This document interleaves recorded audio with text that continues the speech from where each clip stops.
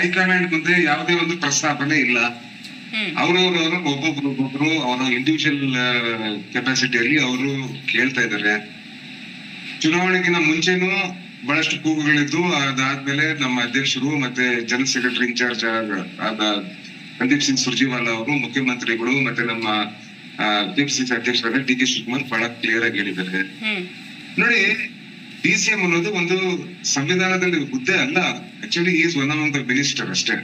Okay, but ಒಂದು DCM ಅನ್ನೋದು ಏನನ್ನ ಸಿಎಂ ಗೆ ಏನನ್ನ ಅವ್ರೇನನ್ನ ಬೇರೆ ಕಡೆ ಹೋದಾಗ he can act on behalf of him.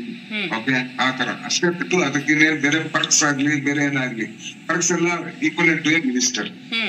ಈಗ ಎಷ್ಟು ಡಿಸಿಎಂ ಇರ್ಬೇಕು ಅನ್ನೋದು ಒಂದು ಆಡಳಿತಕ್ಕಾಗಿ ಏನನ್ನ ಮಾಡ್ಬೇಕಂದ್ರೆ ಅದಕ್ಕೆ ಸಂತೋಷ, ಏನಿಲ್ಲ. ಆದ್ರೆ ಇವತ್ತಿನ ಪರಿಸ್ಥಿತಿಯಲ್ಲಿ ಏನಾಗ್ತಾ ಇದೆ, ಸ್ವಲ್ಪ ಈ ಮೊನ್ನೆ ಈ ಪಾರ್ಲಿಮೆಂಟ್ ಎಲೆಕ್ಷನ್ ಅಲ್ಲಿ ನಡೆದಿರುವ ಒಂದು ಇದ್ರಲ್ಲಿ ನಮಗೆ ನಿರೀಕ್ಷೆ ತಕ್ಕಂತೆ ಬಂದಿಲ್ಲ. ಒಳ್ಳೆ ಪ್ರದರ್ಶನ ಮಾಡಿದೀವಿ, 1ರಿಂದ 9ಕ್ಕೆ ಹೋಗಿದೀವಿ. ಆದ್ರೆ ನಾವು ಎಕ್ಸ್ಪೆಕ್ಟ್ ಮಾಡ್ತಾ ಇದೀವಿ 15ರಿಂದ 17 ಬರುತ್ತೆ ಅಂತ, ಅದು ಬಂದಿಲ್ಲ.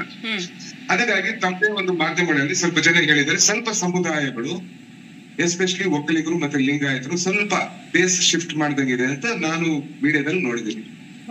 ಈಗ ಒಂದು ರಾಜಕೀಯ ಪಕ್ಷದಾಗಿ ನಾವು ಬೈ ಚಾನ್ಸ್ ಏನಾರ ಆತರ ಆಗಿದ್ರೆ, ಏನಾರ ಧ್ರುವೀಕರಣ ಆಗಿದ್ರೆ ಅಂತ ವರ್ಗಗಳನ್ನ ಮತ್ತೆ ನಮ್ ಕಡೆ ಸೆಳೆಯೋಕೋಸ್ಕರ ಏನಾರ ಸ್ವಲ್ಪ ಪವರ್ ಇದರಲ್ಲಿ ಏನಾರ ಒಂದು ಎಂಪವರ್ ಮಾಡಿದ್ರೆ ಆ ಕಮ್ಯುನಿಟೀಸ್ಗೆ, ಪ್ರತಿಯೊಂದು ಕಮ್ಯುನಿಟಿಗೂ ಪ್ರತಿಯೊಂದು ಜಾತಿ ವರ್ಗಗಳಿಗೂ ಅವ್ರದೇ ಒಂದು ಆಸ್ಪಿರೇಷನ್ ಇರುತ್ತೆ. ನಮ್ಮವರೊಬ್ರು ಉಪಮುಖ್ಯಮಂತ್ರಿ ಆಗ್ಲಿ, ನಮ್ಮವರೊಬ್ರು ಮುಖ್ಯಮಂತ್ರಿ ಆಗ್ಲಿ, ಅದ್ರಲ್ಲಿ ಏನ್ ತಪ್ಪಿಲ್ಲ.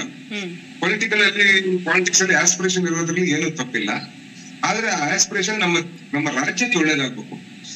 ಒಂದಿಲ್ಲ ಅಂದ್ರೆ 2 ಮಾಡೋಣ, ಒಳ್ಳೇದಂದ್ರೆ 4 ಮಾಡೋಣ, ಆದ್ರೆ ರಾಜ್ಯಕ್ಕೆ ಒಳ್ಳೇದಾಗುತ್ತಾ ಅನ್ನೋದು ಮುಖ್ಯ. ಸೊ ಇವತ್ತು ಯಾರ್ಯಾರು ಕೂಗಿದ್ದಾರೆ, ನಮ್ಮ ಪ್ರಿಯಾಂಕ್ ಖರ್ಗೆ ಅವರು ಹೇಳಿದ್ದಾರೆ, ನೀವು don't put it in public, you go and talk to the people concern ಅಂತ. ಯಾರು ಇದಾರೋ ಅವ್ರು ಮಾಹಿತಿ ಹೋಗಿ ಮಾತಾಡಿ. ಚಾನ್ಸ್ ಏನಾರ ಒಂದು ಕಾಸ್ಟ್ ಬೆನಿಫಿಟ್ ಅನಾಲಿಸಿಸ್ ಮಾಡಿದ್ರೆ, ಬೆನಿಫಿಟ್ ಜಾಸ್ತಿ ಇದ್ರೆ ಒಬ್ರು ಇಲ್ಲದ್ರೆ 3 ಜನ ಇಟ್ಕೊಳ್ಳೋಣ. ಆದ್ರೆ ಬೆನಿಫಿಟ್ ಜಾಸ್ತಿ ಇಲ್ಲದೆ ಕಾಸ್ಟ್ ಜಾಸ್ತಿ ಆಗುತ್ತೆ, ಅದು ಮಾಡೋದು ಬೇಡ ಅಂತ ಬಲವಾದ ನಂಬಿಕೆ ನಮ್ಮ ಪಕ್ಷದ್ದು, ಇದು ಬಲವಾದ ಮಾತಾಡ್ತೀನಿ.